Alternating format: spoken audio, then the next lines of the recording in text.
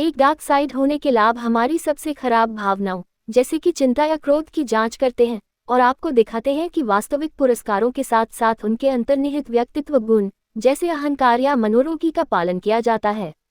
नूह कगन द्वारा अपनी creative live workshop में इसका प्रचार करने की बात सुनने के बाद मैंने तुरंत इस पुस्तक को अपनी ब्लिंकिस्ट लाइब्रेरी में शामिल कर लिया, लेकिन तुरंत इसके बारे में भूल गया।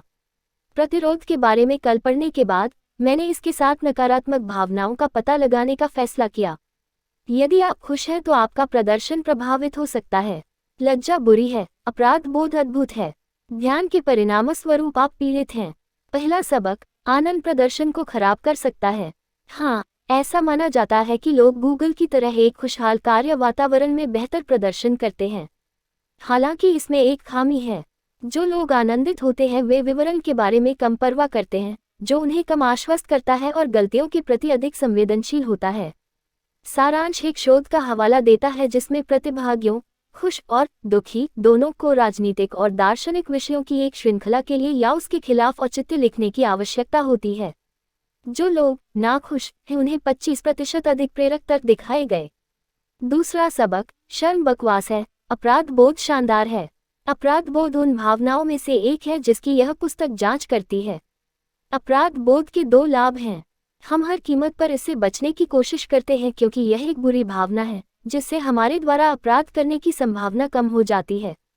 अगर हमें इसका आभास होता है तो हमने जो गलत किया है उसे ठीक करने के लिए हम सभी आवश्यक कदम उठाते हैं। शोध के अनुसार आपके बुरे व्यवहार में संलग्न होने की संभावना कम होती है, जैसे कि नशे में गाड़ी चलाना या कुछ चोरी करना, आप जितना अधिक दोषी महसूस करते हैं। दूसरी ओर, शर्म व्यर्थ है। क्यों? शर्म अपराध के विपरीत आपको जवाबदेही स्वीकार करने के लिए प्रेरित नहीं करती है। तुम लज्जा के मारे अपनी गलती पर पर्दा डालना चाहते हो, तो अगली बार जब आप अपने किसी भी काम के बारे में बुरा महसूस करें तो इसे याद रखें। ये शर्मनाक है अगर आप टूटे हुए कांच को तुरंत कूड़ेदान में फेंकना चाहते हैं और आशा करते हैं कि कोई नोटिस नहीं करेगा। इसके बजाय जिम्मेदारी लेने की कोशिश करें। तीसरा पाठ, सचेतनता की एक कीमत होती है। दिमागीपन के लिए आपकी क्षमता सीमित है। आपका मस्तिष्क एक बार में केवल एक निश्चित मात्रा में सूचना को सचेत रूप से संसाधित कर सकता है।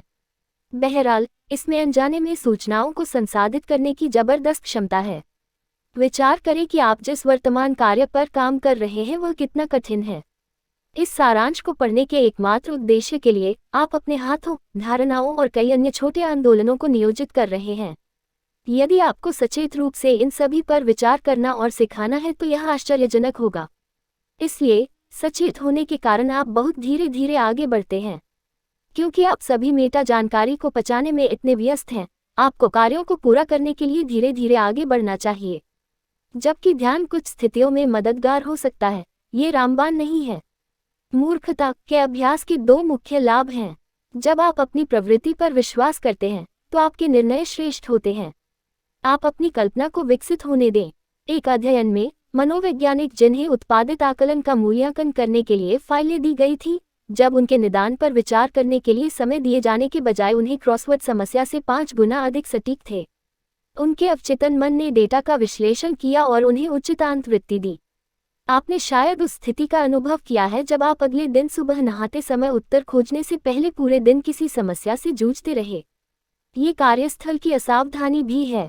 आपका अवचेतन मन सूचनाओं को इस तरह से मिलाने में सक्षम है कि आपका चेतन मन ऐसा नहीं कर सकता, जो आपको ऐसे विचारों के साथ आने में सक्षम बनाता है जिनके बारे में आपने कभी सोचा भी नहीं होगा। इस प्रकार हर चीज का अत्यधिक विश्लेषण करने और लगातार सतर्क रहने की कोशिश करने के बजाय कभी कभी चीजों को स्वाभाविक रूप से प्रकट होने दें। कोई कोशिश नहीं है, जैसा कि ओदा सलाह देते हैं, बस करें। इस सिनॉप्सिस में बहुत सी अंतर्दृष्टिपूर्ण बातें हैं।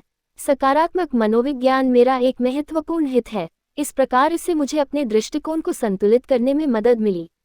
हालांकि इस सारांश ने मुझे सिखाया कि हमें हमेशा हर पल आनंद का पीछा करने की जरूरत नहीं है, फिर भी मैं खुश रहना पसंद करता हूं और जीवन और कंपनी के लिए एक बहुत ही गैर बिक्री वाले रवैये पर ध्यान केंद्रित करता हूं। उदाहरण के लिए, उदास और बेहद आश्वस्त होने के बजाय मैं अक्सर खुद को स्वस्थ आदतें विकसित करने के लिए दोषी मानता हूं। उदाहरण के लिए, एक दिन पहले देर से जागना मुझे वास्तव में भयानक लगा, लेकिन अब जब मुझे पता है कि यह एक सामान्य प्रतिक्रिया है, तो इससे मुझे अपने काम में विश्वास आता है। मैंने ध्यान के खिलाफ छोटे मामले का आनंद लिया क्योंकि मैं इसका बहुत बड़ा प्रशंसक नहीं हूँ, कम से कम कठोर अर्थों में तो नहीं।